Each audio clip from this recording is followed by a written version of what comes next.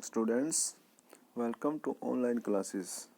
Today we will read industrialization in the colonies, यानी कि औपनिवेशिक देशों में औद्योगिकरण कैसे हुआ। अब तक हमने पढ़ा इंग्लैंड में औद्योगिकरण कैसे आया, लेकिन अब हम पढ़ेंगे उन देशों में जो कि इंग्लैंड के गुलाम थे, वहाँ पे औद्योगिकरण यानी कि फैक्ट्रियों का आगमन कैसे हुआ।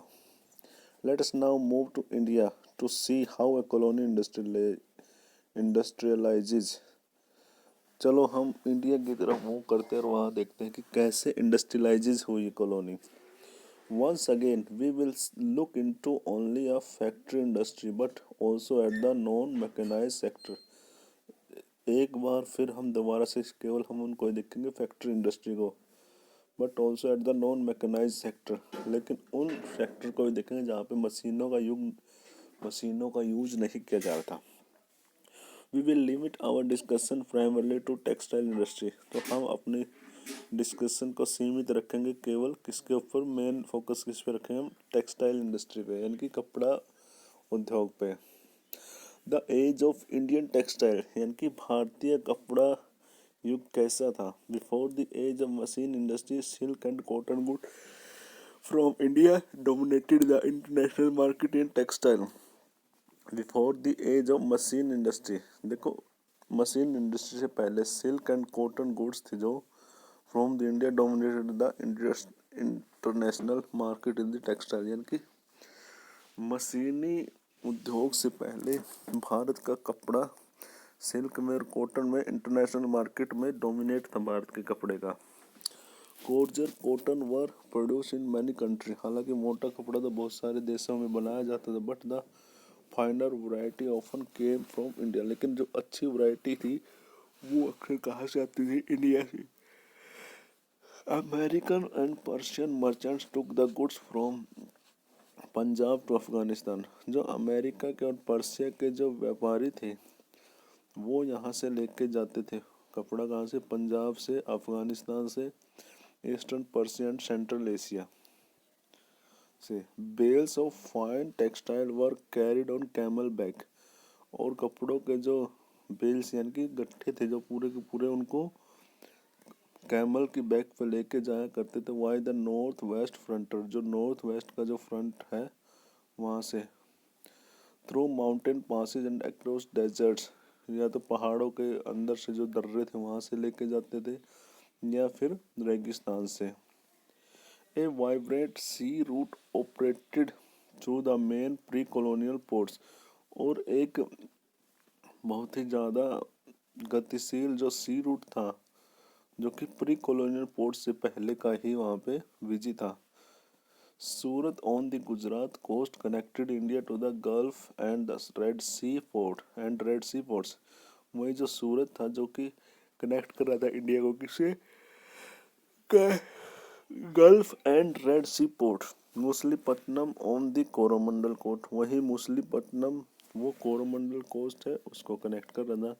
Hooghly in the West Bengal had trade link with the South East Asian port, वही दूसरी ओर जो हुगली था वो लिंक कर रहा था साउथ ईस्ट एशियन पोर्ट को।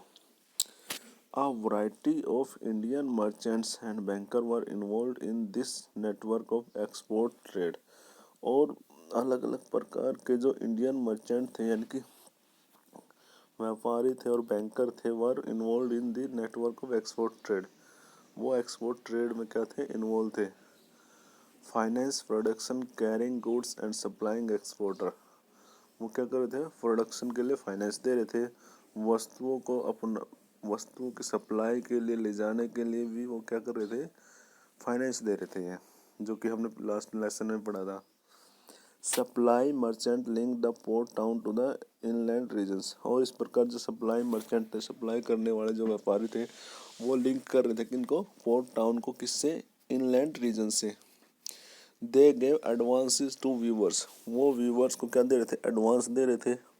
प्रोक्योर द वूवन क्लोथ, और वूवन क्लोथ को वो खरीद रहे थे from the weaving village and carried the supply to the ports, और उनको फिर वो पोर्ट्स यानी कि समुंदर के किनारे तक वहाँ पे लेके जाते थे बंदरगाहों पर। At the port the big शिपर and export merchant had broker, और वहीं पोर्ट पे जो बड़े बड़े समुद्री जहाज और एक्सपोर्ट मर्चेंट थे वो आते थे, उनको खरीदते थे। हु नेगोशिएट द प्राइस, जो कि प्राइस के ऊपर बातचीत करते थे। Brought goods from this supply merchant in operating inland, और वहाँ से वो वस्तुएं खरीदते थे और उनको सप्लाई करते थे मर्चेंट से। By the 1750s, this network control by Indian merchants was breaking down. लेकिन 1770 तक आते आते जो ये नेटवर्क था जो कि इंडियन मर्चेंट्स के द्वारा कंट्रोल किया जा रहा था, अब उसको ब्रोकिंग डाउन कर दिया, यानी कि अब उसको ख़राब कर दिया। कैसे? The European companies gradually gain power, और जो यूरोपियन कंपनी थी अब वो धीरे धीरे शक्ति शक्ति उनके पास आ गई। First securing A variety of concession from the local courts, पहले तो उन्होंने क्या किया, वहाँ के जो राज दरबार थे, स्थानीय राज दरबार थे, पहले तो उनसे उन्होंने ले ली कंसेशन, यानी कि छूट ले ली। Then the monopoly rights on the trade, और फिर उन्होंने अपने व्यापार के ऊपर,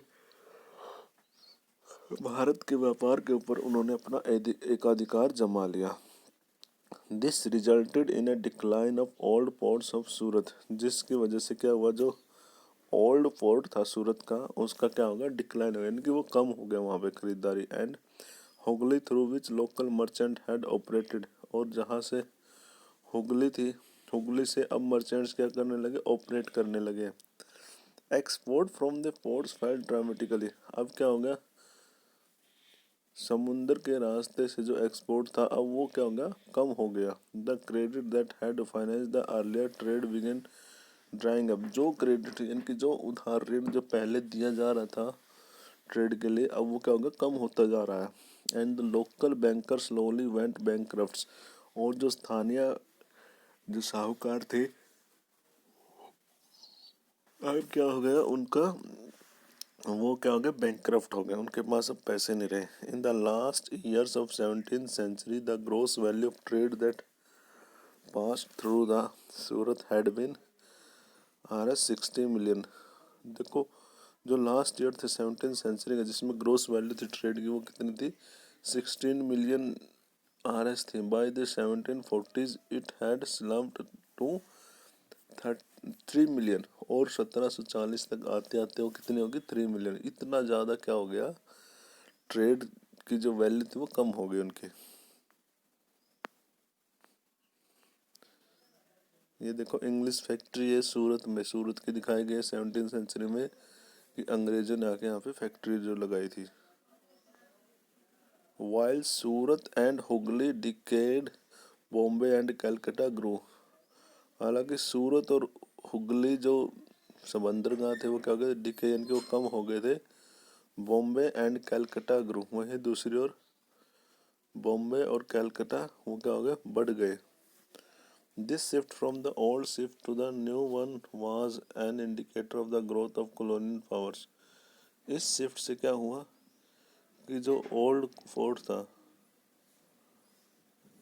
old fort to new one, अब पुराने फोर्ट से नए बन गए, was indicator of the growth of colonial powers, जिसका मतलब यह था कि अब जब नए बंदरगाह जैसे बॉम्बे और कलकत्ता उभर के आए तो इसका मतलब यही था, यह इंडिकेटर था किसका, कॉलोनियल पावर का।